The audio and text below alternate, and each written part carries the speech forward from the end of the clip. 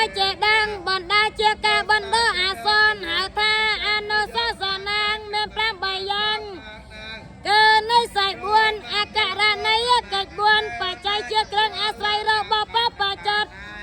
ហៅថានិស្ស័យមាន4យ៉ាងគឺដាក់បណ្ឌបាត1ស្លៀកដណ្ដប់សម្ពុតដៃស្គរ1នៅអាស្រ័យក្រមលប់ជាមួយចាំត្រាំបែទឹកងួយ1កិច្ចដែលបព្វជិតមិនត្រូវធ្វើហៅថាអករណីយកិច្ចមាន4យ៉ាង1សមេតនៈទួ1លួចទ្រព្យគេ1សម្លាប់សត្វ1ពោអួតកិនពិសេសដែលមិនមានក្នុងខ្លួន1ត្រៃសេកាគុណជាតិដែលបព្វជិតត្រូវសិក្សាហៅថាសេកាមាន3យ៉ាង1សមាធិ1បញ្ញា1ការសម្រុំកាយវាចាមិនប្រព្រឹត្តហៅថាសាពេការៈសាឲ្យស្ងប់រងាប់ហៅថាសមាធិ3ការដឹងច្បាស់ក្នុងកងសង្ខារហៅថាបញ្ញាអាបាតទៅដែរកាន់ឡើងព្រោះសេចក្តីល្មើវិន័យ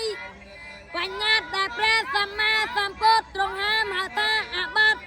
នោពុទ្ធដៃឈ្មោះមាន7យ៉ាងគឺបរិច្ចិត1សង្កេតិកា1ទលច័យ1បច្ចតយៈ1បដតសនិយៈ1ទុក្កដ1ទុព្យសេតា1បរិច្ចិតបើពីក៏ត្រូវហើយក៏ដាច់ចាប់ពីក៏វាសង្កេតិសេបើពីក៏ត្រូវហើយត្រូវចូលសំដែងបដិវាសកម្មទើបរួចចាក់អាបត្តិបានអាបត្តិទាំង5យ៉ាងក្រៅពីនោះបើពីក៏ត្រូវហើយត្រូវសំដែងចុះពោះមក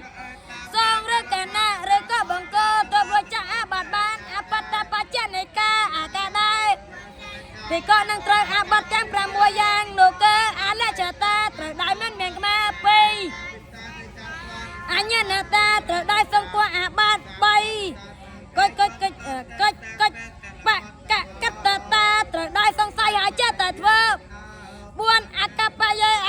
យសញ្ញតាត្រូវដោយសង្កត់ថាគួរក្នុងរបបដែលមិនគួរ5អកប្ប